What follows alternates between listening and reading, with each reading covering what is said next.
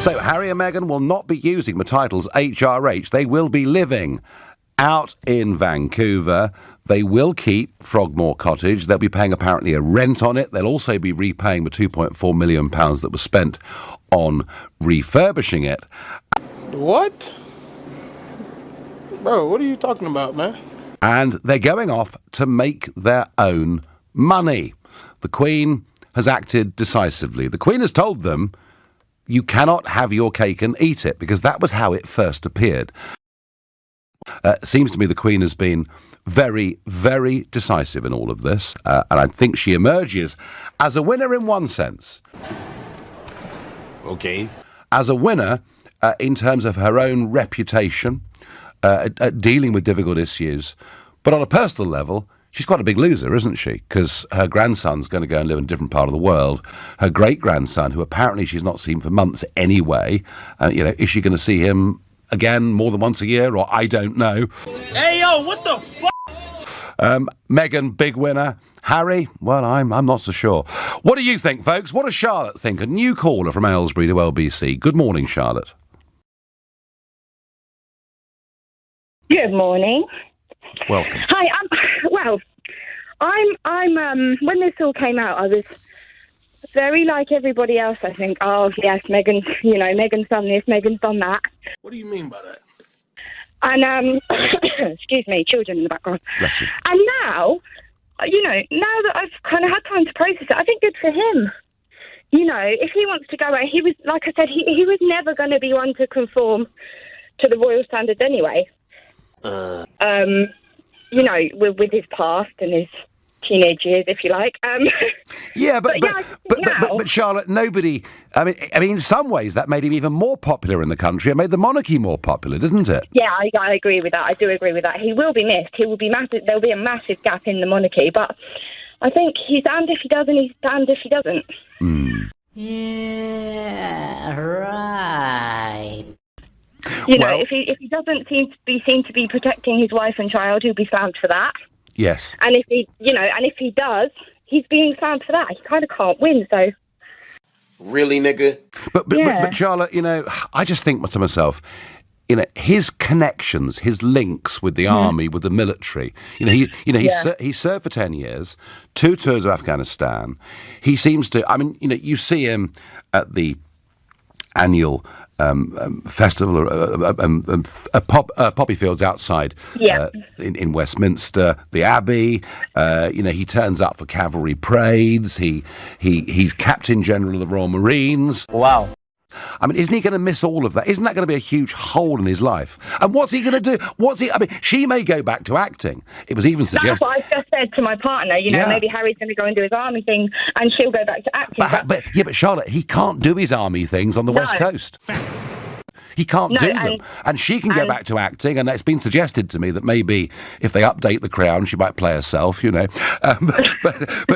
we know the world that she can go back to. And she's now 100 times more famous than when she was an actress in... So that was a lie. Yeah, no, I get that. What the hell does Harry do in Vancouver and Los Angeles? That's the question I'm asking. He becomes a house dad.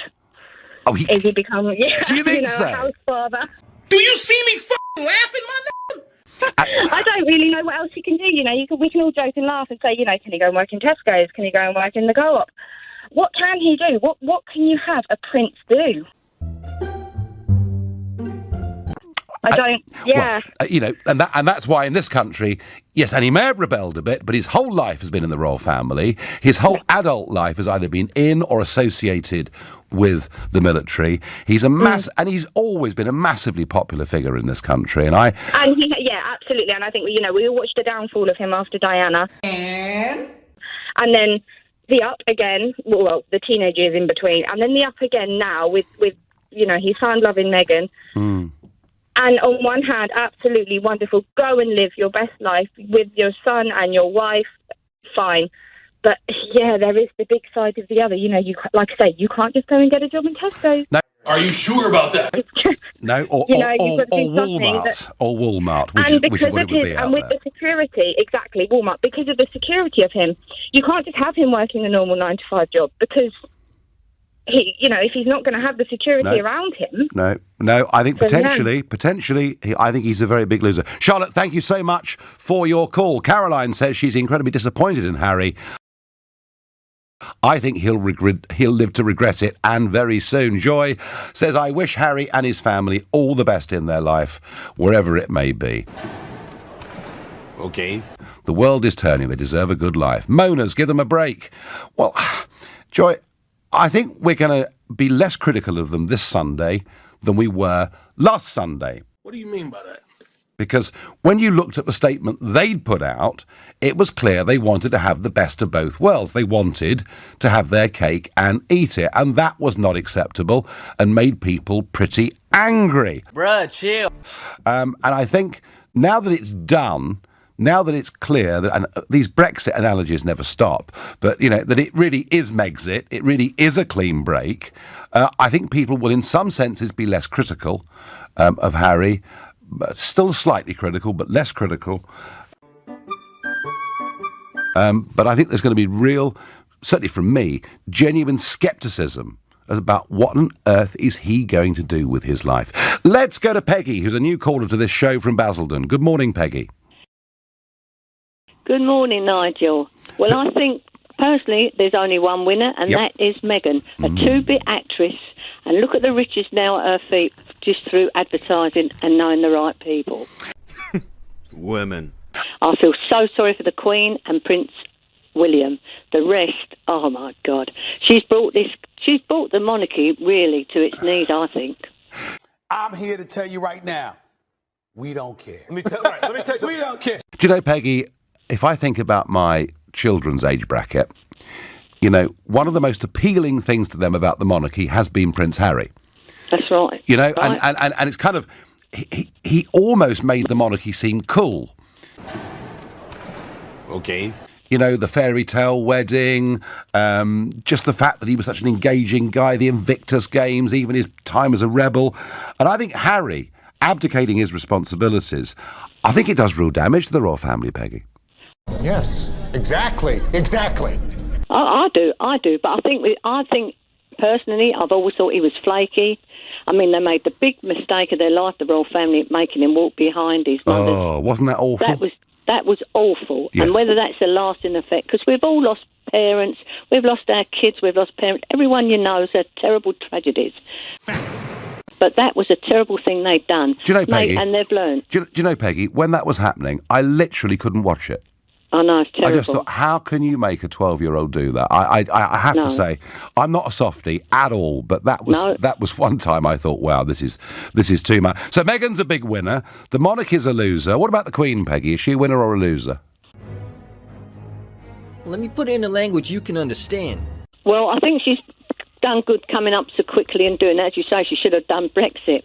But I think, She's on borrowed time like us all in the upper age group. But I really feel sorry for the Queen, and I hope it's all written down, not just the Queen, Charles and William who takes over. They cannot start advertising and bringing this country in disrepute. The responsibilities now on the Queen, Charles and William are absolutely huge. Are you serious? And Peggy, the Queen is only a mere 93 years old. Oh no, that's sad. And her mother lived to 101, and I'm not sure that her mother lived the healthiest of lifestyles. So I've got every hope the Queen's going to be around for a long time, Peggy. Peggy, thank you for your call and for your thoughts.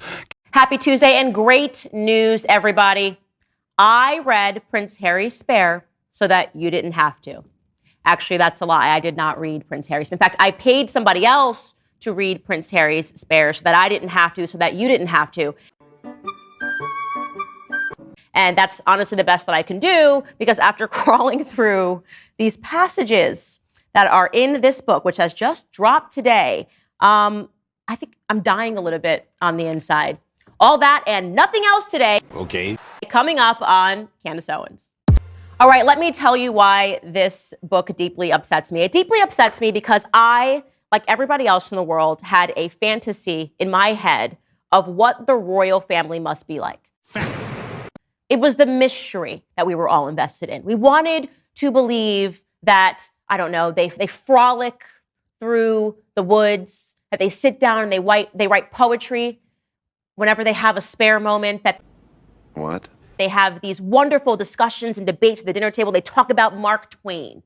You wanted to believe that the royal family was unattainable, that they were better than us, that they were above us, right? The secret, shrouded in secrecy, was the royal family. Fact.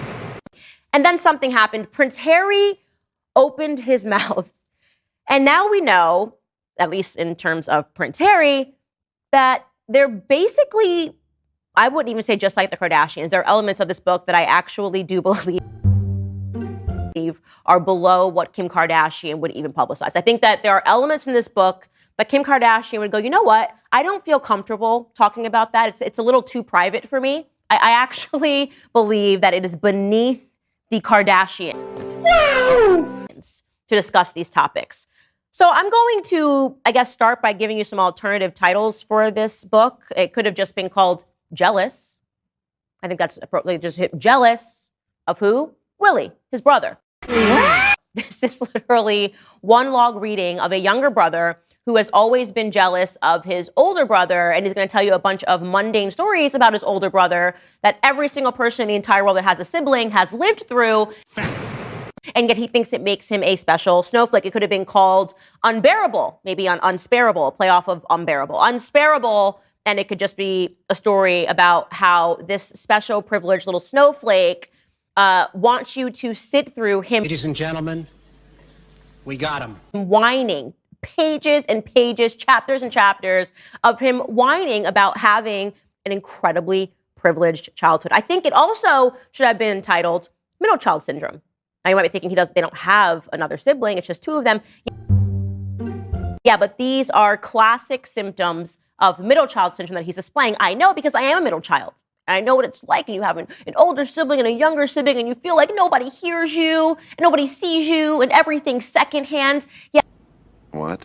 Yeah, I think middle child syndrome would have been a good title for this book. But don't let me tell you. Let me jump right into providing you some passages. And let's just start with the prologue of the book, because this is actually in it. Ready? Quote. Okay. All at once, something shifted inside of me. I looked at Willie, really looked at him. Maybe for the first time since we were boys. I took it all in, his familiar scowl, which had always been his default in dealings with me. His alarming baldness, more advanced than my own. His famous resemblance to Mummy, which was fading with time, with age. In some ways, he was my mirror. In some ways, he was my opposite. My beloved brother, my arch nemesis. That doesn't make sense. How had this happened?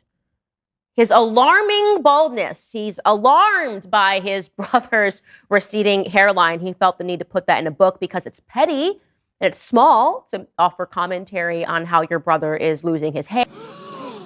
And it's petty and it's small to say that you don't even look like mommy anymore because you lost your hair. And petty and small is really what this book is all about. Now, what's incredible is that Wait for it. Harry obviously grew up in palaces. So there's just no way that we can connect, right? How many of us have grown up in palaces? How many of us can write a passage in our book about how we grew up in a castle with our brother? Here it comes. Castle that had 50 bedrooms. He's talking about the castle in Scotland, which was one of the Queen's favorites. Balmoral had 50 bedrooms, he says in chapter 2, one of which had been divided for me and Willie. Adults called it the nursery. Willie had the larger half with a double bed, a good-sized basin, a cupboard with mirrored doors, a beautiful window looking down on the courtyard, the fountain, the bronze statue of a roe deer buck. My half of the room was far smaller, less luxurious. I never asked why. I didn't care, but I also didn't need to ask. 2 years older than me, Willie was the heir, whereas I was the spare. You serious? Well, you see, Harry, what happens when you divide a room is that somebody does have to get the less better half. Somebody gets the view, somebody doesn't. And typically, Harry, in case no one has ever told you this. Hey, y'all, come look at this. The older sibling always gets the bigger room, the bigger side, the bigger everything, because they're the older sibling. This is not unique to you. It is not because you are the spare. It is not because he is the heir. This happens in households all over the world. In fact, I am one of 3 sisters, and we had an older brother. My older brother, would you believe, us 3 sisters had to share a room while our older brother got his own room growing up? Were we the 3 spares? Is it worthy of putting it into a book? Of course not, but it's not enough, because he goes on to describe this dynamic. I was brought into the world in case something happens to Willie. I was summoned to provide backup, distraction, diversion, and if necessary, a spare part. You serious? A kidney, perhaps. Blood transfusion. A speck of bone marrow. This is the best part. This was all made explicitly clear to me from the start of life's journey and Okay, I'm listening. You have my attention. regularly reinforced thereafter. Oh, does anybody actually believe that it was made explicitly clear to him that they might need him for a speck of bone marrow? What? This is not even how it works. Just because you're siblings? Hey, I want to be very clear, second sibling, you are here for a speck of bone marrow. You're here for a blood transfusion, perhaps, a kidney, perhaps. That's why you're here. That doesn't make sense. And we want to make that explicit. Does he even know what explicit means? I mean, that is such a ridiculous lie that any person told him that he existed for a speck of bone marrow. But go with it, guys. Go with it, because he really needs you to realize that these very mundane things that he's experiencing as the younger brother, it's deep and it's a lot. It gets harder because you're not going to believe this. Then him and his brother went to the same school, and that school is Eton. It's an all-boys school. It holds boys from the ages of 13 to 18. It's considered the best school in the UK. Oh my God!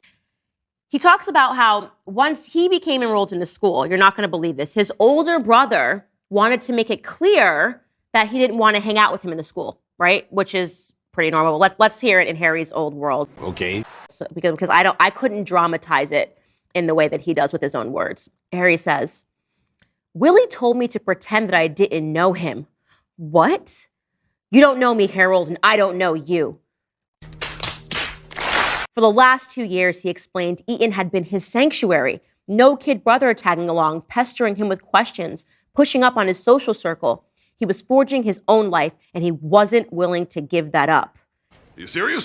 For Willie, it was pure agony to wear the same blazer, the same tight shorts as me. And now to attend the same school was pure murder.